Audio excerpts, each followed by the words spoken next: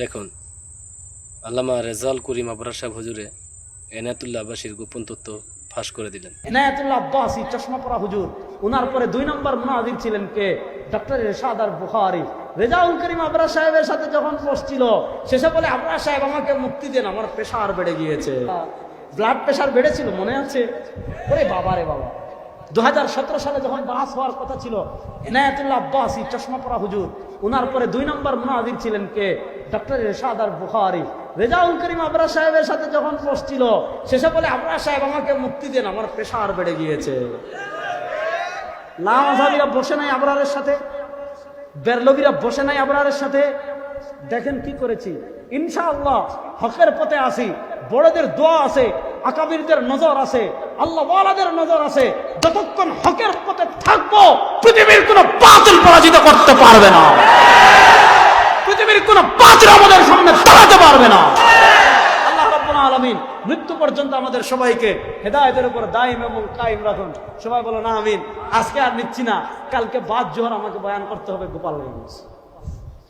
কালকে বাদ জোহর গোপালগঞ্জ।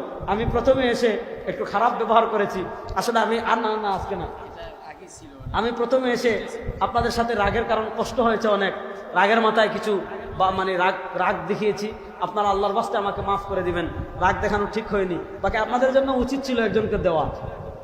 না না না, আমি এটা আপনারা কিছু করেন নাই, আমার এটা ঠিক হয়নি। হালাল টাকার সাথে যদি অন্য কেউ গোপনে প্রকাশ্যে হারাম টাকা মিশিয়ে ব্যবসা করে, তাহলে এটা জায়েজ হবে কিনা, অথবা এর বিধান কি? যদি হারামের টাকা পরিমাণ বেশি হয় তাহলে তো হারাম, আর যদি হারামের পরিমাণ বেশি হয় হালাল হয়ে যাবে। বাকি হারাম পরিমাণ টাকা আলাদা করে এটা পৃথক করে ফেলতে হবে। কোনো কিস্তির অফিস থেকে তারা সরাসরি টাকা না দিয়ে যদি পণ্য কিনে দেয়, তাহলে কি এই কিস্তি জায়েজ হবে? এবং ওনারা কিছু টাকা লাভ নেয়, যেমন প্রতি 1000-এ 20% নেয়। এগুলো অনেক লম্বা, এগুলো সব ওই যে বিমা। দেখেন, কিস্তিতে ব্যবসা শুধু এক সুরতে জায়েজ আছে, এক সুরত। এটা হইল আজাল মিকদার। কি বললাম বলেন? আজাল বলেন না। তুমি মাদ্রাসায় পড়ো, তুমি দাঁড়াও মাসালা। আপনি মাদ্রাসায় পড়েননি? মাদ্রাসায় কোন জামাতে? জালালাইন। কিস্তিতে ব্যবসা জায়েজ হওয়ার জন্য কয়টা শর্ত বললাম? বলো। একটা হলো আজাল নির্ধারিত হওয়া। আপনারা কিছু বলবো না, আপনি ভয় পাইয়েন না। তিনি আবার বলছে আপনাকে দাঁড় করাই কিনা। একটা হলো আজাল, সময়টা নির্ধারিত হওয়া, যে কিস্তি কত মাসের, যে 5 মাসের কিস্তি, এই সময় নির্ধারিত হওয়া, মূল্য নির্ধারিত হওয়া, এত টাকা। মূল্য এবং সময় যদি নির্ধারিত থাকে, ওই কিস্তিতে লেনদেন জায়েজ হবে। এখন দেখা গেল মূল্য নির্ধারণ না, আজাল সময় নির্ধারণ না, যে যত মাস বাড়বে দাম বাড়বে, মাস বাড়বে দাম বাড়বে, মাস বাড়বে দাম বাড়বে। এটার নাম সুদ, এটার নাম হাক। এখন দেখা গেল নগদ কিনলে 2000, আপনি 2 মাসের কিস্তিতে নিলেন 500 টাকা বেশি। যদি মিকদার আর আজাল, পরিমাণ আর সময় নির্ধারণ থাকে, দাম একটু বেশি হলে হারাম হবে না। কিন্তু মিকদার আর সময় আর পরিমাণ যদি নির্ধারিত না থাকে, এটা হালাল হয়ে যাবে। এ ব্যাপারে বিস্তারিত আলোচনা পাবেন শেখুল ইসলাম জাস্টিস মুফতি মোহাম্মদ তাকি উসমানী হাফিজাহুল্লাহ, আল্লাহ হযরতকে দীর্ঘ নেক হায়াত দান করুন। ওনার লিখিত কিতাব আছে বুহুস ফি কাদায়া ফিকহিয়া মুআসারা, ওই কিতাবে বিস্তারিত পাবেন। আচ্ছা, আমার বাড়ি চাঁদপুর, আমি ঢাকায় থাকি। 2 দিনের জন্য বাড়িতে আসলে আমাকে কি কিসর নামাজ আদায় করতে হবে? জি না হুজুর, আপনার মূল বাড়ি যেহেতু চাঁদপুর, এটা হলো ওয়াতনে আসলি, ওখানে চাকরি করেন, ওয়াতনে ইকামত।